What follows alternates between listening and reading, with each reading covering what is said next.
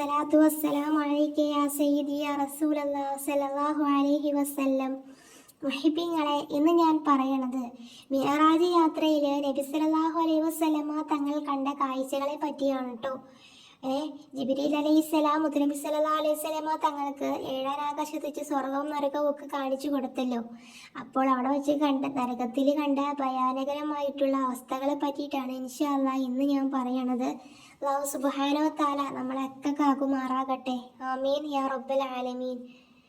റസൂലുള്ളാഹി സ്വല്ലല്ലാഹു അലൈഹി വസല്ലമ തങ്ങൾ പറഞ്ഞു, ഞാൻ ഒരു വിഭാഗത്തിന്റെ അരികിലൂടെ കടന്നുപോയി. ചെമ്പ് നിർമ്മിത നഖങ്ങളാണ് അവർക്കുള്ളത്.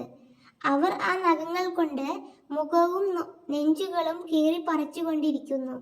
ഞാൻ ചോദിച്ചു, ജിബ്രീൽ, ഇവർ ആരാണ്? ജിബ്രീൽ അലൈഹിസ്സലാം